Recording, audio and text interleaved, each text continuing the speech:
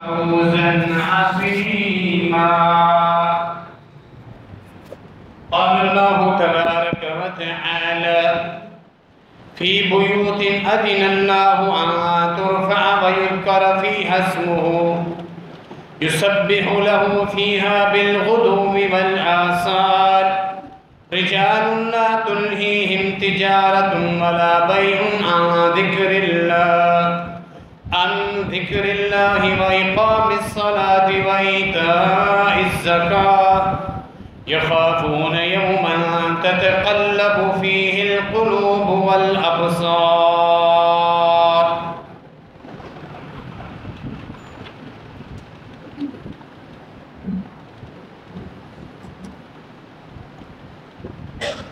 سورہ نور کی آیت نمبر 35 اور 36 آپ کے سامنے تلاوت کی ہے.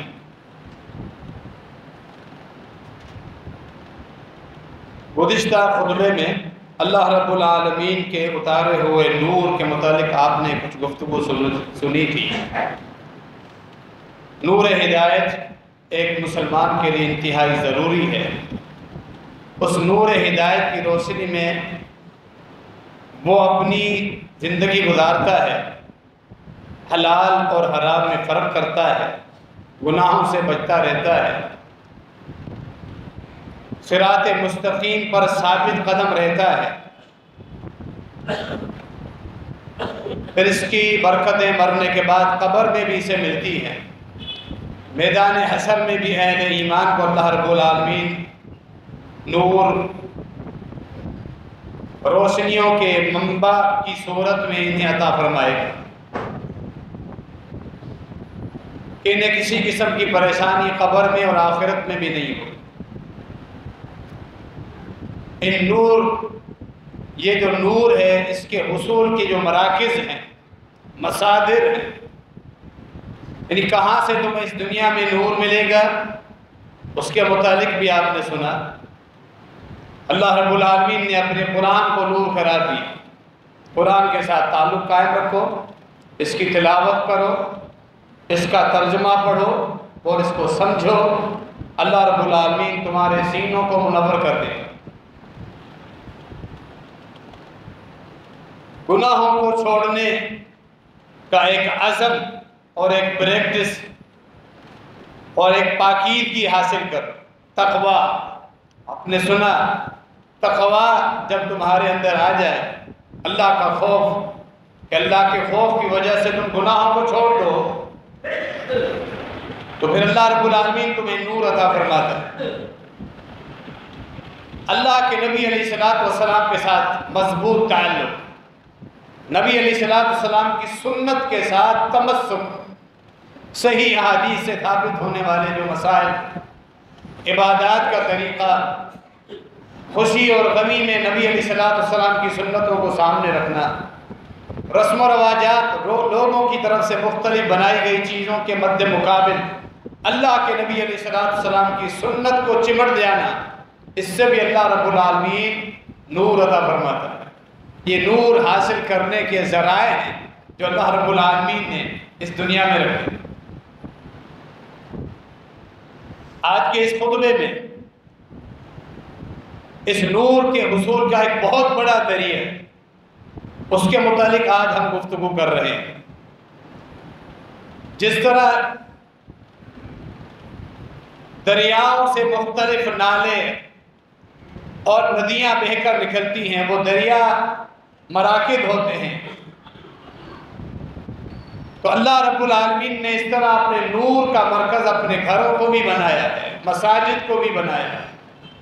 یہ مساجد اللہ کے دین کا نور حاصل کرنے کا ایک بہت بڑا مرکز ہے. ان کے ساتھ تعلق قائم رکھو.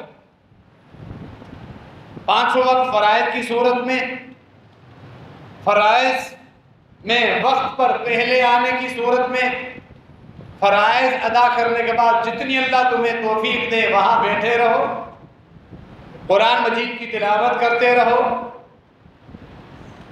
وہاں اگر دین سیکھنے کے مواقع ملتے ہیں، کوئی سکھانے والا ہے یا خود سکھانے والے، اللہ کا دین سکھاؤ یا سیکھو.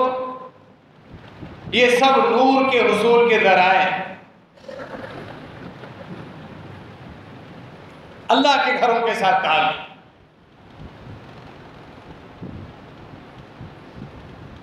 سورہ نور کے اندر ہی آپ نے آیت سنی، اللہ رب العالمین نے اپنے نور کی، دین کی مثال دی۔ ایک چمکتا ہوا نور، جگمگاتا ہوا ایک روشن دین اللہ نے تمہیں عطا کیا۔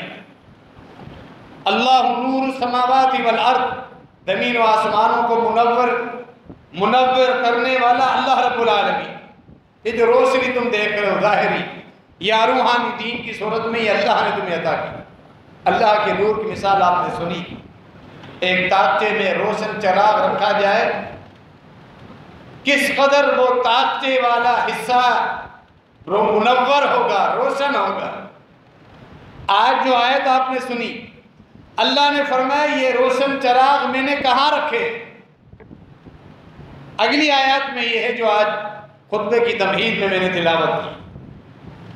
تمہیں اللہ کے دین کے روشن چراغ سورہ نور میں اللہ نے جن کی مثال دی ہے، اگلی آیت میں اللہ نے بتایا ہے تمہیں یہ نور کہاں سے ملے گا، یہ روشنی، یہ ہدایت، بصیرت، حق کی سمجھ، حلال اور حرام میں فرق کرنے کی صلاحیت، دلوں کا نرم پڑ جانا، موت کو کثرت سے یاد رکھنا، آخرت کی فکر، اللہ رب العالمین کے ساتھ تعلق اور اللہ کا تعارف، قبر کے عذاب کو یاد کر کے روتے رہنا، جہنم کے عذابوں کو یاد کرتے ہوئے اور اپنے گناہوں کو سامنے رکھ کر روتے رہنا، جنت کی تڑپ، یہ سب کچھ دلوں کے نرم ہونے کے بعد ملتا ہے۔ دل جب نرم ہوتے ہیں، جب دل منور ہوتے ہیں، تمہیں یہ چیزیں کہاں سے ملے؟ اللہ کے گھروں سے ملے۔ یہ چراغ اللہ نے کہاں رکھے؟ اگلی آیت میں اللہ نے فرمایا فی بیوت، اللہ کے گھروں میں یہ چراغ موجود۔ اذن اللہ ان ترفع ویذکر فی اسمہ، اللہ نے حکم دیا ہے کہ اللہ کے ان گھروں میں، مساجد میں اللہ کے نام کا ذکر بلند کرتے رہو کثرت کے ساتھ۔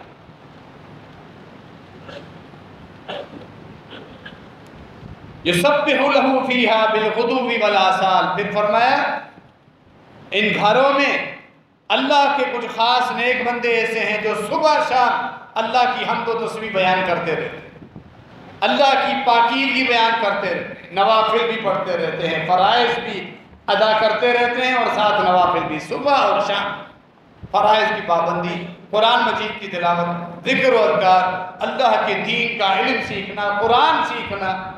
ایسے لوگ جو تاجر بھی ہیں، بیوپاری بھی ہیں، واپاری ہیں، معاملات میں مصروف ہونے کے باوجود اللہ کے گھروں کے ساتھ ان کا تعلق جڑا رہتا ہے۔ رجال لا تلہیہم تجارت ولا بیع عن ذکر اللہ، جنہیں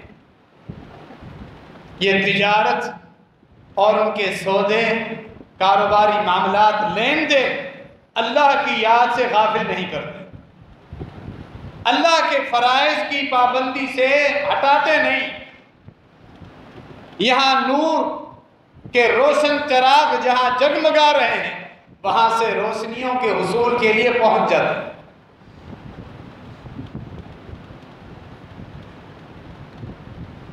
فرمایا وہ اللہ کا ذکر بلند کرتے رہتے، کاروبار اپنی جگہ، تجارت، معاملات، لین دین اپنی جگہ کرتے رہتے ہیں، لیکن فرائض کے وقت یہاں پہنچ جاتے ہیں اللہ کے گھر۔ اللہ نے ایسے کاروباری لوگوں کی اپنی اس قرآن میں، سورہ نور میں ان کا ذکر فرمایا اور ان کی تعریف کی۔ اگر ہم تاجر ہیں، بیوپاری ہیں، دکاندار ہیں، ہمارا تعلق خرید و فروخت کے ساتھ ہے، ہم اس اپنے دنیاوی معاملات کے ساتھ اللہ کے گھروں کے ساتھ تعلق قائم کر کے ان خوش نصیب لوگوں کے ساتھ شامل ہو سکتے ہیں، اس لسٹ میں اپنا نام لکھوا سکتے ہیں۔ اللہ نے جن کا ذکر خیر کیا، اللہ نے جن کا ذکر خیر کیا ہو اپنے پاس، اپنے قرآن میں فرمایا وہ لوگ ہیں، ان لوگوں میں ہم بھی شامل ہو جائیں۔ کتنی بڑی خوش نصیبی ہے کہ اللہ نے ہمارا ذکر کیا۔ ان گھروں کے ساتھ تعلق، اللہ کے مساجد کے ساتھ تعلق، اللہ کا ذکر کرتے رہتے ہیں، نمازیں پڑھتے رہتے ہیں، زکوٰۃ وقت پر ادا کرتے رہتے ہیں۔ کیوں؟ یخافون یوما تتقلب فیہ القلوب والابصار، اس دن سے ڈرتے ہیں، خوف قیامت کا۔ تعلق دیکھیں، اللہ کے قرآن کی حکمتیں دیکھیں۔ خوف دل میں آتا ہے اور یہ دل منور ہوتے ہیں جب تعلق، جہاں سے نور حاصل ہوتا ہے وہاں سے تعلق ہو، اللہ کے گھر اور مساجد، ان کے ساتھ تعلق، اس لیے کہ ان کے دلوں میں اللہ نے یہ نور بھر دیا ہے اپنے خوف کا، اللہ کا تعارف ہے، قیامت کی تیاری کر رہے ہیں۔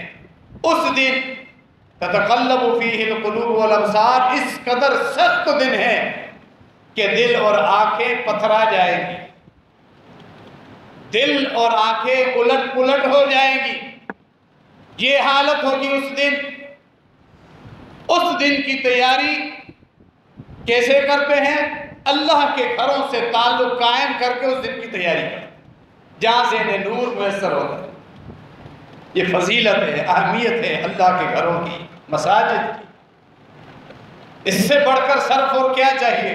اللہ نے ان مساجد کو اپنا گھر قرار دیا ہے۔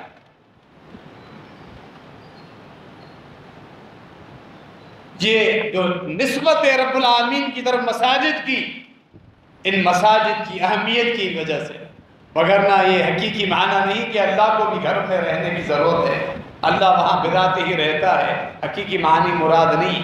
اللہ تو عرش پر مستوی ہے، اہل سنت والجماعت کا یہ بنیادی عقیدہ ہے۔ اس کا علم، اس کی بصارت، اس کی سمع ہر جگہ پہنچتی ہے، وہ ہر چپے چپے سے واقف ہے، دیکھ رہا ہے، لیکن خود اس کی ذات بابرکت عرش پر مستوی ہے۔ یہ اللہ کے گھر کیوں ہے؟ اللہ نے ان کو عظمت دے دی ہے، ان کا شرف اور ان کی رفعت بلند کرنے کی، اسی لیے درجات بلند ہوتے ہیں جو ان گھروں کے ساتھ تعلق قائم رکھتے ہیں۔ صحیح مسلم کی معروف حدیث، فرمایا نبی علیہ الصلوۃ والسلام نے، الا ادلکم لما یمحو اللہ بہ الخطایا ویرفع بہ الدرجات، میرے ساتھیوں صحابہ کرام سے فرمایا، کیا میں تمہیں نہ بتاؤں ایسے اعمال جن سے اللہ رب العالمین تمہارے درجات بلند کرتا ہے اور تمہارے گناہ معاف کرتا ہے، کثرت کے ساتھ تمہارے گناہ جھڑتے رہتے ہیں، تمہارے درجات رب کے ہاں بلند ہوتے رہتے ہیں۔ صحابہ نے عرض کی، اللہ کے رسول صلی اللہ علیہ وآلہ وسلم ضرور بتائیں۔ فرمایا اسباغ الوضو، فرائض کی تیاری کے لیے مکمل وضو کرنا، جلد بازی نہ کرنا، مکمل وضو، چاہے گرمی ہو چاہے سردی ہو، سردیوں میں ٹھنڈا پانی، گرم پانی میسر نہ ہو، سردیوں میں ٹھنڈے پانی سے بھی مکمل وضو کرنا۔ تمہیں تکلیف تو ہوگی لیکن اللہ تمہارے درجات بلند کرے۔ اسباغ الوضو، مکمل وضو، زیادہ سے زیادہ آدھا کو 3 مرتبہ دھونا، یہ تکمیل۔ مکمل وضو سے کرنے سے اللہ رب العالمین تمہارے درجات بلند کرتا ہے۔ بے شمار برکتیں تو سب اور بھی ہیں، وضو کرتے ساتھ ہی درجات بلند ہوتے ہیں، گناہ جھڑتے ہیں، تمہارے ہاتھوں کے، تمہاری زبان کے، تمہاری آنکھوں کے گناہ، تمہارے پاؤں کے گناہ اللہ رب العالمین وضو کی برکت سے معاف کر دیتا ہے۔ پانی کے قطروں کے ساتھ وہ گناہ جھڑتے رہتے ہیں، گرتے رہتے ہیں۔ دوسرا عمل کثرت الخطا الی المساجد، تمہارا وضو بنانے کے بعد اللہ کے گھروں کی طرف کثرت کے ساتھ تمہارے جو قدم اٹھتے ہیں، ایک ایک قدم پہ اللہ تمہارے درجات بلند کرتا ہے، ہر دوسرے قدم پہ اللہ تمہارا گناہ معاف کرتا ہے۔ کثرت الخطا، جتنی دور سے آتے ہو وضو بنا کے گھروں سے، اللہ تمہارے درجات بلند کرتا ہے، گناہ معاف۔ اکثر ہمیں چاہیے، یا جمعے کا دن ہے، ابھی ہم جمعے میں خطبہ جمعہ میں سب شریک ہیں، اس کے علاوہ بھی 5 نمازوں میں اللہ کے گھروں کی طرف جائیں، گھروں سے اللہ کے گھروں کی طرف جائیں، اپنے گھروں سے وضو بنا کر پھر جائیں، مساجد کی طرف جائیں تو پھر وضو کر کے پھر جائیں۔ تھوڑی سی تکلیف ہے، پریشانی ہے، لیکن وہ قدم ہمارے خالی کیوں جائے نیکیوں سے، جانا تو ویسے ہی، یہ اپنی عادت میں شامل کریں، اپنے آپ پر لازم کر دیں. یہ وجہ بن سکتی ہے ہماری نجات، درجات کی بلندی کی. اور اللہ رب العالمین کو عمل بہت پسند. صحیح بخاری کی حدیث. اور یہ فضیلت انہی لوگوں کو ملتی ہے جو گھروں سے یا اپنے دکانوں سے جہاں رہائش ہے وہاں سے وضو بنا کر یا جہاں بھی موجود اہتمام کریں. سہولت نہیں ہے تو وہ مسئلہ حل کریں.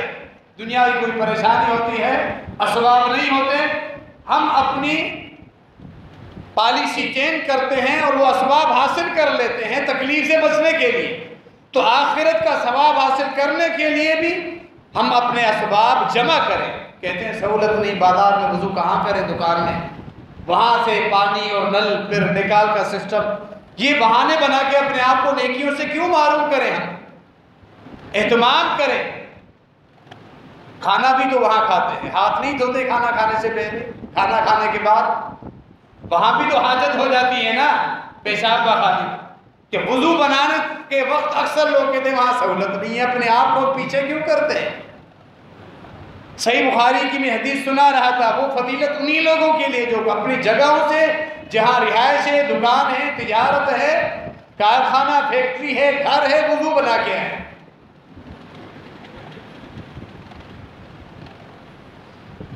من غدا الى المسجد او راح اعد اللہ له نزلا فی الجنت كلما غدا او راح.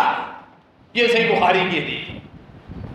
فرمایا تم زندگی میں جتنی مرتبہ اللہ کے گھروں کی طرف جاتے ہو فرائض کی ادائیگی کے لیے، جتنی مرتبہ، روزانہ 5 دفعہ، مہینے میں 30 دنوں کو 5 سے ضرب کرے، سال کے 360 دن. ظاہر ایک مومن تو 5 وقت نماز پڑھے گا، کوئی وقت چھوڑے گا نہیں، نہ ہی اللہ کا فریضہ کوئی چھوڑنے کی گنجائش. کتنی مرتبہ تم جاؤ گے زندگی، جتنی مرتبہ تم جاؤ گے وضو بنانے کے بعد اللہ کے گھروں کی طرف، من غدا او راح، جتنی مرتبہ جاؤ گے صبح یا شام کے کسی وقت اللہ کا فریضہ ادا کرنے، عشاء ہو، فجر ہو، ظہر ہو، عصر ہو، مغرب ہو، اللہ رب العالمین اپنے نمازیوں کے لیے اپنی جنت میں خصوصی مہمان نوازیاں تیار کر رکھی. انہیں وہ عطا فرمائے گا، ان کی ضیافت ہوگی، خصوصی ضیافت. یعنی جنت کی جہاں عام نعمتوں میں ہر وقت وہ مشغول ہوں گے، تلذذ حاصل کر رہے ہوں گے، سکون اور فرحت میں ہوں گے، ہر وقت جنت کی نعمتوں میں. وہاں کی نعمتیں ختم ہونے والی نہیں، ہر وقت جو جی میں آئے گا، کوئی پابندی وقت کی نہیں، نہ کوئی شیڈول کی، نہ ہی پھل فروٹ یا جو جنت کی نعمتیں کھائیں گے ان کی کوئی کوانٹٹی ہوگی کہ اتنی تعداد میں تم نے کھا لیا اب شام کو آنا. قطع نہیں، لا مقطوعۃ ولا ممنوعہ. وہ نعمتیں نہ کبھی ختم ہوگی نہ کبھی ان پر پابندی ہوگی کہ تمہارا کوٹا پورا ہو گیا، نہیں. ان عام نعمتوں کے علاوہ اللہ رب العالمین کی طرف سے خصوصی ضیافت، ان کی کیا ہی لذت اور کیا ہی ان کی شان ہوگی، وہ اللہ رب العالمین تیار کرے گا اپنے ان بندوں کے لیے جو زندگی میں نمازوں کے لیے اپنے گھروں سے، اپنی دکانوں سے پہنچتے تھے. تو دوسرا عمل کثرت الخطا الی المساجد، جس سے درجات بلند ہوتے ہیں، مساجد کے ساتھ کثرت کے ساتھ جاؤ. پھر تیسرا عمل انتظار الصلاۃ بعد الصلاۃ. نماز ادا کر دی، اپنے کام کاج میں تو مشغول ہو گیا، اجازت ہے 5 نمازوں کے درمیان آرام بھی کرو، گھر والوں کو ٹائم دو، کاروبار کو ٹائم دو. اللہ نے تمہیں اتنا وقت دیا ہے کہ صرف 5 وقت تمہارے 24 گھنٹوں میں سے لیے، باقی وقت میں تم آزاد اپنے دنیاوی جائز معاملات کرتے رہو. لیکن وہ جانے کے باوجود اگلی نماز کے انتظار میں رہتا ہے، اگلی نماز میں جانا ہے. اس کے دل میں یہ سوچ رہتی ہے، فکر رہتی ہے مجھے اگلی نماز پہ جانا ہے. اور ایک روایت میں اسی جگہ یہ الفاظ ہے والمخت فی المساجد، دونوں کا آپس میں تعلق. اس حدیث کا ترجمہ، ان لفظوں کا ترجمہ ہے فرائض کی ادائیگی کے بعد مسجد میں بیٹھے باوضو حالت، جتنا ہو سکے اللہ کا نور حاصل ہو، جتنی دیر بیٹھے. فرشتے بھی، صحیح بخاری کی حدیث ہے، فرض نماز ادا کر لی جب تک مسجد میں بیٹھا ہوا ہے، ما لم یحدث، جب تک کہ یہ باوضو ہے، فرشتے اس کے لیے دعائیں کرتے ہیں، فرشتوں کی دعائیں. اے اللہ اللہم اغفر لہ ورحم، اس کو بخش دے، اے اللہ اس کو تو معاف کر دے۔ آج اس پرفتن دور میں یہ سوشل میڈیا اور باقی معاملات، یہ فتنے اور باقی شیطانی چیزیں، فضول چیزیں، فحشکاری وغیرہ جیسے معاملات، ان کا بڑا ٹارگٹ ہے لوگوں کو، نوجوانوں کو اللہ کے دین، اللہ کے گھروں سے دور رکھو۔ کہ ان کو اللہ کے گھروں سے دور رکھو، جہاں سے انہیں نور ملتا ہے دین کا، اور اپنے دین پہ وہ مضبوط ہو جاتے ہیں، ثابت قدم رہتے ہیں۔ ان سے ہٹاؤ تاکہ ان کو گمراہ کرنا آسان ہو جائے، موبائل کی صورت میں، سوشل میڈیا پر مختلف پروگراموں کی صورت میں، شیطانی چیزوں کی صورت میں، فضول چیزیں اور ایسی چیزیں جن پہ اللہ رب العالمین ناراض ہوتا ہے، شیطان خوش ہوتا ہے، ان میں اس قدر مشغول کر دو، ساری رات بیٹھے رہیں، فجر پر اٹھنے کی ہمت ان کو نہ ہو، اس قدر دلچسپی دے ان کے سامنے لائی جائیں کہ اللہ کے فرائض کی ادائیگی کے لیے ان کا دل ہی نہ کرے۔ یہ رکاوٹ اسی لیے بنتی، ان کو اللہ رب العالمین کے گھروں سے دور کیا جائے۔ اللہ رب العالمین کے گھروں کی یہی اہمیت ہے کہ اللہ کے نبی علیہ السلام مدینہ منورہ میں پہنچتے ہیں، پہلے باہر قبیلہ بنی عوف میں قیام کرتے ہیں 9 یا 10 دنوں کے لیے، وہاں مسجد کی بنیاد ڈالتے ہیں جسے آج مسجد قباء کہا جاتا ہے۔ لَمَسْجِدٌ أُسِّسَ عَلَى التَّقْوَى مِنْ أَوَّلِ يَوْمٍ، یہ آیت مبارکہ مسجد قباء کے لیے بھی ہے، مسجد نبوی کے لیے۔ مدینہ منورہ پہنچتے ہیں، اس کے بعد وہاں مسجد کا قیام کیا، جبکہ عارضی طور پہ مدینہ سے باہر قبیلہ بنی عوف میں ہے مسجد کی بنیاد، مسجد قباء۔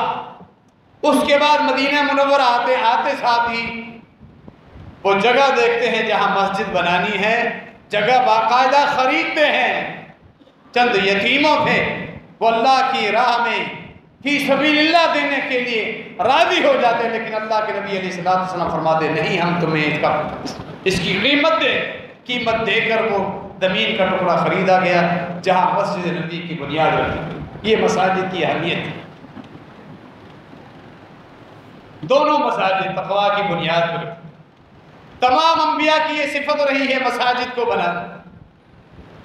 سیدنا آدم علیہ السلام نے کعبۃ اللہ کی بھی بنیاد رکھی، اور ایک رواج کے مطابق مسجد اقصیٰ کی بنیاد بھی انہوں نے رکھی، اور ایک قول کے مطابق سیدنا نوح علیہ السلام نے مسجد اقصیٰ کی بنیاد، یعنی انبیاء کی صفت ہے۔ پھر سیدنا سلیمان علیہ السلام نے مسجد اقصیٰ کی بنیادوں کو، جو ڈھہ چکی تھی مسجد، اس کی بنیادوں کو اوپر کیا۔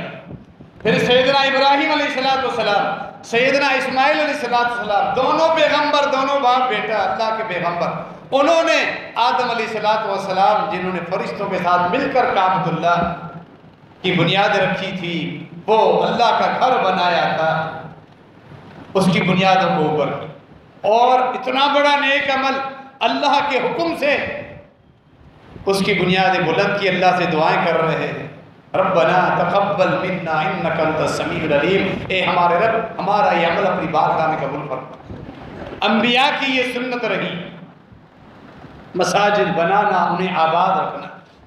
مساجد اللہ رب العالمین کی توحید کا نور پھیلانے کے لیے، اللہ کے دین کا نور پھیلانے کے لیے، اسی لیے فرمایا نبی علیہ السلام نے من بنا للہ مسجدا بن اللہ لہ بیتا فی الجنہ، اللہ کے لیے جس نے اللہ کا گھر بنایا، مسجد بنائی، یا ایک روایت ابو داؤد جامع ترمذی کی، جتنی اللہ نے اس کو استطاعت دی اس کے اندر حصہ ہی ڈالا، اتنی استطاعت نہیں پوری ایک مسجد بنا سکے، ایک حصہ ہی ملایا، اللہ اس کے لیے جنت میں ایک گھر تیار کر، کہ اس نے اللہ کا گھر بنایا۔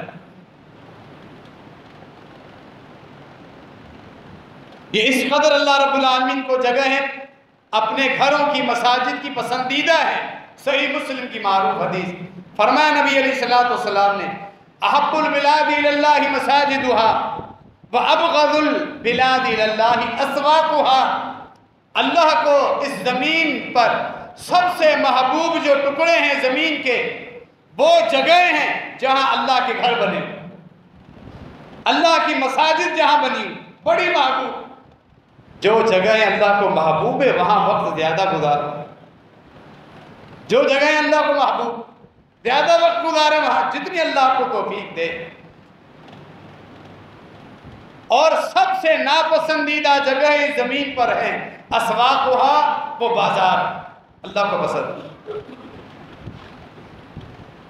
یعنی بغیر ضرورت کے یہاں وقت گزارا جائے، اپنا وقت ضائع کیا جائے. خرید و فروخت کرنا جائز ہے لیکن اللہ رب العالمین کو ناپسندیدہ ہے. اکثر لوگ وہاں دو نمبری کرتے ہیں، جھوٹی قسمیں اٹھانے والے بھی موجود ہیں، وہاں گناہ کے معاملات زیادہ ہوتے ہیں. اکثر لوگ الا ما رحم ربی، سوائے چند، غلط بیانی، جھوٹ بولنا، دو نمبر چیز دینا اور جھوٹی قسمیں اٹھانا، ملاوٹ کرنا، شور و غل، لڑائی جھگڑا، یہ اکثر معاملات بازاروں میں ہوتے ہیں. اللہ کو وہ جگہ پسند. بازار میں اپنی دکان پہ ہم بیٹھ کر فرائض چھوڑیں. پتہ ہے کیا معاملہ ہے؟ اس حدیث کو سامنے رکھیں. جب اللہ نے اپنی پسندیدہ جگہوں پر حاضری ہمارے اوپر فرض کر دی ہے، ہم وہ چھوڑ دیتے ہیں اپنے اس بازار دکان کی وجہ سے جو جگہ اللہ کو پسند نہیں. اکثر مرتبہ ہماری نمازیں چھوٹ جاتی ہیں، ہمارے فرائض نکل جاتے ہیں، ہماری جماعت نکل جاتی ہے، بعد میں آ کے جماعت پڑھتے. ایسے نہیں ہونا چاہیے. یا بالکل ہی نماز نہ پڑھیں اپنی دکانداری کی وجہ سے. یعنی بازار جو اللہ کو ناپسندیدہ جگہ ہیں، ہم ان کو پسند کرتے ہیں اللہ کی پسندیدہ جگہ کو چھوڑ کر. یہ ظلم ہے ہمارا اپنے آپ. اللہ رب العالمین ہم سب کی اصلاح فرمائے اور ان گھروں کے ساتھ، اللہ کے مساجد کے ساتھ ہمیشہ تعلق قائم رکھیں، جو تعلق ہمیں قبر میں بھی کام آئے، میدان حشر میں بھی کام آئے. آمین. وما علینا الا البلاغ.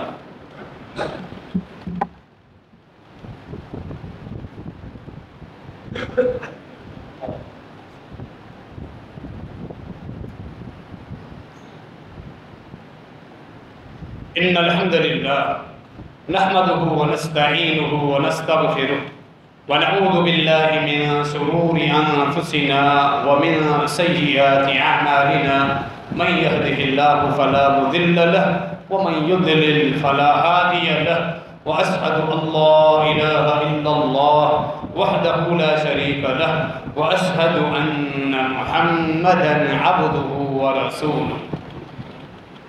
اللہ رب العالمین کے مساجد کے آداب، ان کے فضائل، ان کی اہمیت ہمیں سمجھنی چاہیے، کیونکہ اصل ان کا مقصد اللہ رب العالمین کی توحید کو پھیلانا ہے. وَأَنَّ الْمَسَاجِدَ لِلَّهِ فَلَا تَدْعُوا مَعَ اللَّهِ أَحَدًا. سورہ جن کے اندر اللہ رب العالمین نے فرمایا کہ یہ جو مساجد ہیں اللہ کے گھر، یہ اللہ کی توحید بلند کرنے کے اصل بنیاد. توحید ہی تو اصل نور ہے، توحید اصل نور. فرمایا اللہ کے ساتھ کسی اور کو مت پکار، کسی اور کو مت پکار، کسی اور کی عبادت مت کرو. کوئی اور اللہ کی مخلوق میں کہا، چاہے کوئی فرشتہ، فرشتوں کا سردار جبرائیل امین یا میکائیل، ان کو تم مدد کے لیے نہیں پکار سکتے. چاہے وہ انبیاء ہوں، انبیاء کے سردار اللہ کے نبی علیہ السلام، ان کی عبادت کرنا حرام. اطاعت فرض ہے، محبت فرض ہے، عبادت صرف اللہ رب العالمین.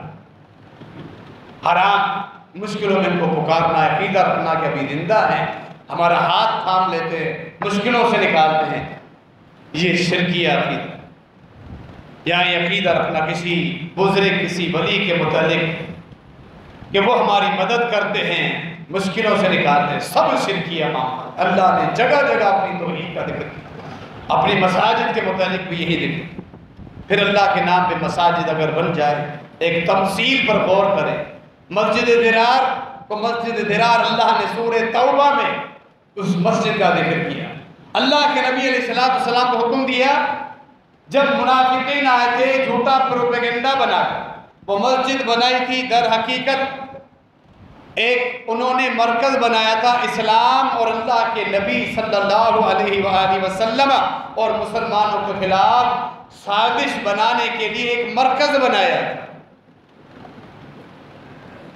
نام دیا مسجد کا، منافق تھے، دھوکہ دینے کے لیے مسلمانوں کو. اللہ کے نبی علیہ السلام منافق آ گئے، آپ ابتدا کریں تاکہ برکت ہو جائے اور ہم وہاں نمازیں پڑھنا شروع کر دیں.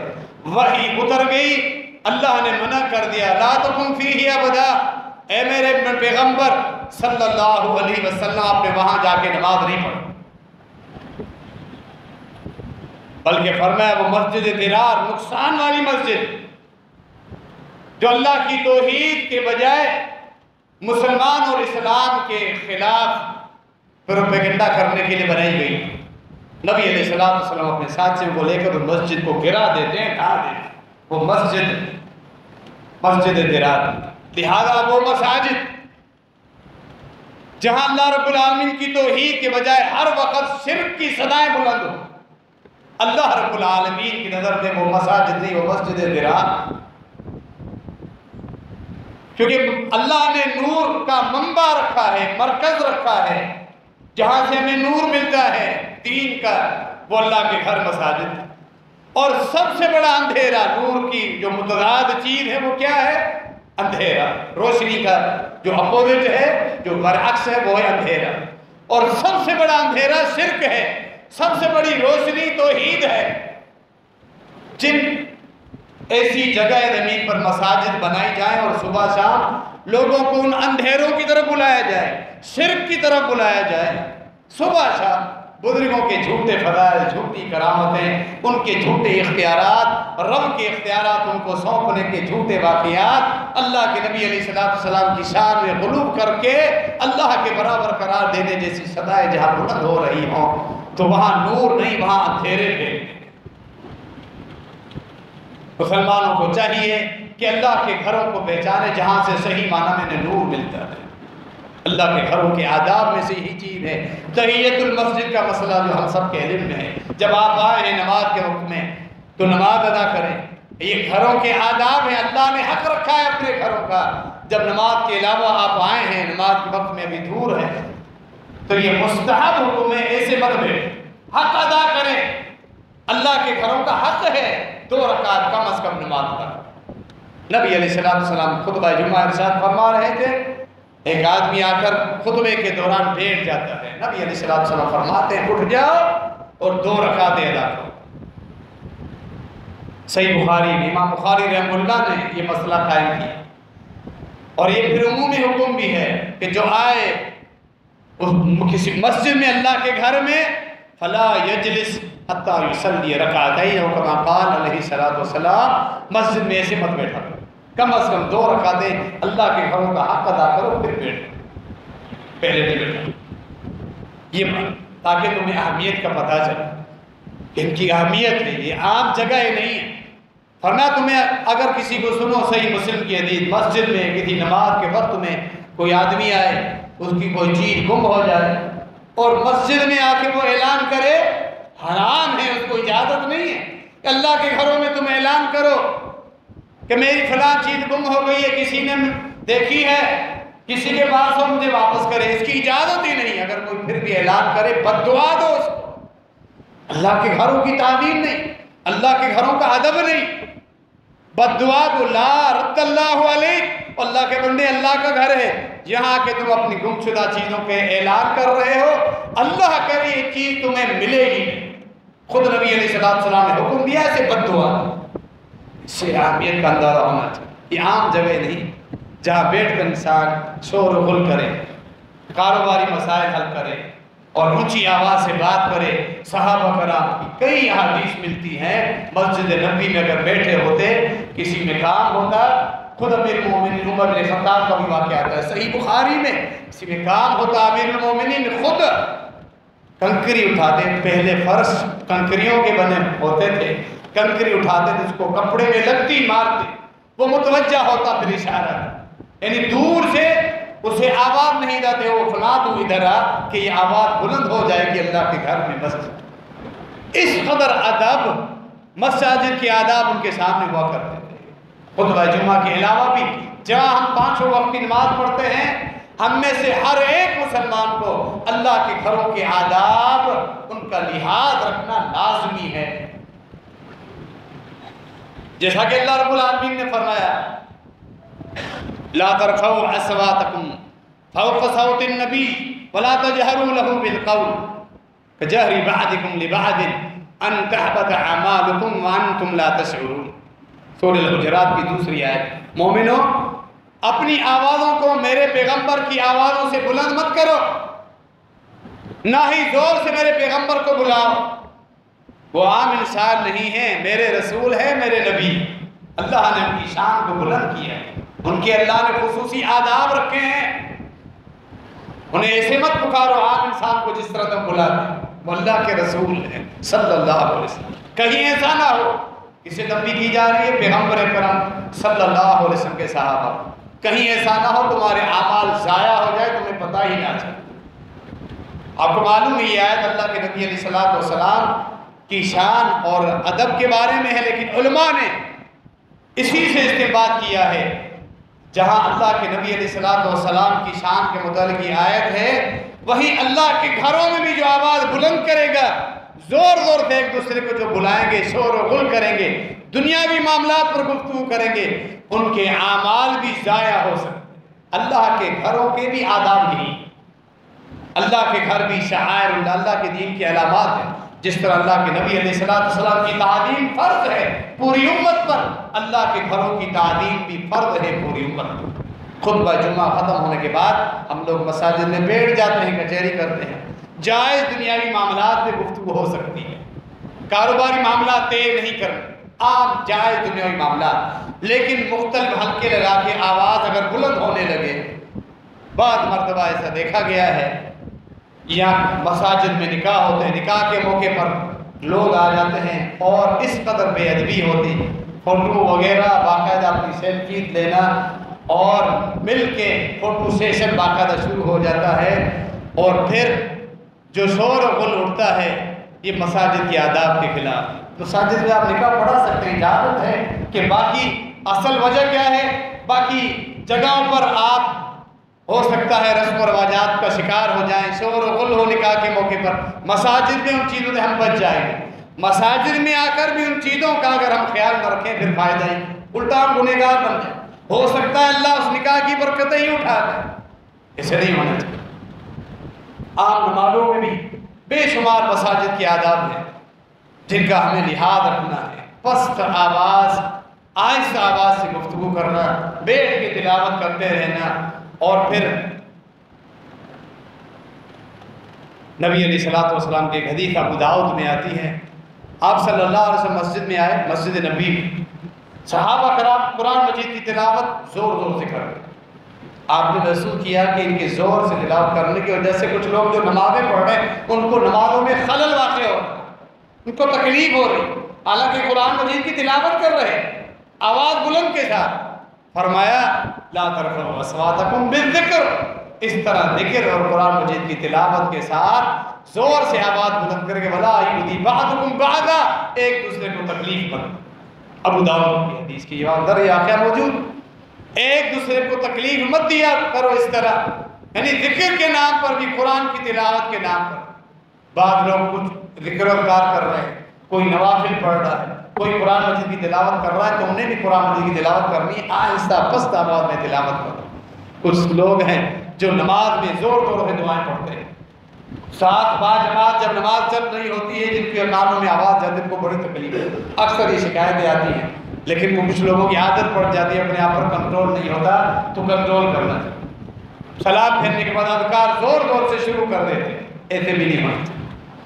حتیٰ کہ اہل علم نے وضاحت کی ہے نماز کے دوران کوئی پیچھے آئے عام نماز تو وہ سلام کر سکتا ہے، لیکن بعض جماعت نماز کے دوران زور سے سلام مت کرے، نمازوں میں خلل واقع، جس طرح نبی علیہ السلام نے زور سے تلاوت کرنے سے منع کیا۔ مساجد کے آداب ہیں، کا لحاظ رکھنا ضروری ہے، اس انداز میں عبادتیں کریں کہ اللہ رب العالمین کے ان گھروں کی جو تعلیم ہے وہ تعلیم برقرار رہے۔ اسی لیے تکلیف سے بچانے کے لیے فرشتوں کو بھی انسانوں کو ایسی چیزیں، وہ سبزی اور ترکاریاں جن کے اندر ایک خاص قسم کی خوشبو، تیز خوشبو ہوتی ہے، ہیک ہوتی ہے، لہسن اور پیاز کچی کھا کر آنا مساجد میں منع ہے۔ اللہ کے نبی علیہ السلام نے منع فرمایا، مت کھا کر جب نماز کا وقت ہو یہ چیزیں کچی نہیں کھا، پکا کر سالن میں کھاتے اس کی اجازت، مت کھاؤ۔ کیوں؟ کہ لوگوں کو تکلیف ہوگی جو اللہ کی عبادت کرنے کے لیے، ان کو تکلیف، اللہ کے فرشتوں کو بھی تکلیف ہوگی۔ مساجد کی اہمیت کی وجہ سے ہی صحابہ کرام کی کچھ واقعات ملتے ہیں جب بڑی عمر ہو گئی، آنکھوں کی بصارت جاتی رہی، گھروں میں نماز پڑھنا چاہتے تھے، اپنے لیے اپنے گھر کی خواتین کے لیے جائے نماز بنا لیں۔ اللہ کے نبی علیہ السلام کو لے کر آتے کہ آپ برکت کی خاطر اس کا افتتاح آپ کریں۔ نبی علیہ السلام جاتے، اس جائے نماز کی جگہ پر نفل نماز کی 2 رکعت ادا کرتے، بعد میں اس کو جائے نماز بنا دیا۔ اسی لیے صحابیات ازواج مطہرات اپنے گھروں میں بھی خواتین کا اہتمام کرتی تھی، محلے کی خواتین آ جاتی تھی، اور پھر کوئی خاتون، عائشہ رضی اللہ تعالیٰ عنہ سے ثابت ہے، میمونہ رضی اللہ عنہ سے ثابت ہے، خواتین کے درمیان مردوں کی طرح امام آگے ہوتا ہے، لیکن خواتین امام سب کے درمیان میں کھڑی ہو کر امامت کروایا کرتی، یعنی وہ بھی اپنے گھروں میں جائے نماز بنائے۔ ایک گھر کے اندر ایک جگہ ہونی چاہیے جو خالصتاً نماز کے لیے، تاکہ اس کی عظمت ہم اسی طرح کرتے، وہاں ہم عام دنیاوی معاملات نہ کریں، گھر کے اس ٹکڑے مرد حضرات نفل نماز وہاں جا کر فرمایا نبی علیہ السلام نے، صحیح بخاری کے اندر الفاظ موجود ہیں کہ مردوں کی بہترین نماز نفل نماز گھروں میں، فرمایا تمہاری نماز جو بہترین اللہ کو پسند ہے وہ گھروں میں، گھر والے بھی دیکھیں، اس سے برکتیں آئیں گی، وہ بھی تربیت حاصل کریں گے، لیکن فرض مردوں پر لازم ہے کہ وہ مساجد میں جا کر ادا کریں۔ اسی لیے خواتین کو چاہیے کہ گھروں کے اندر وہ جگہیں خاص کر دی جائیں، وہاں کوشش کریں وہ بھی جماعت کا اہتمام کریں، گھر کی خواتین ہیں، بیٹیاں ہیں، بہنیں ہیں، وہ مل جائے، اور باجماعت اگر ہو سکے پڑوس میں کوئی خواتین آ سکیں تو اپنے گھر کے اندر ایسی جائے نماز ہو، وہاں نمازوں کا اہتمام، تاکہ وہاں بھی مساجد کے اندر اللہ رب العالمین کی طرف سے برکتیں آتی رہیں۔ باقی 5 نمازوں کے دوران ہمارے ہر مساجد میں کچھ ایسے معاملات ہوتے ہیں، اور ان تمام ایسے معاملات کرنے سے بچ جائیں جو مساجد کے آداب کے خلاف ہوتے ہیں۔ اللہ رب العالمین ہم سب کی اصلاح فرمائے، اپنے گھروں کا صحیح معنی میں ادب کرنے کی ہمیں توفیق عطا فرمائے۔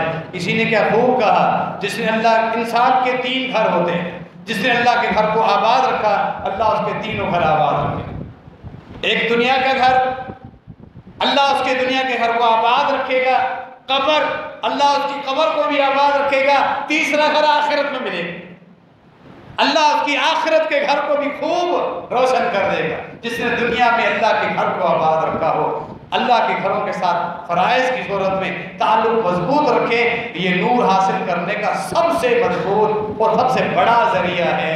اللہ رب العالمین ہمیں اس چیز کی توفیق عطا فرمائے۔ درس قرآن حدیث آج بعد نماز مغرب جامع مسجد الرضا کوثر میں مولانا فرید الشیخ طاہر احمد صاحب خطاب فرمائیں گے۔ بیمار اور پریشان حال ساتھیوں کی طرف سے دعا کی درخواست آئی ہے، جماعتی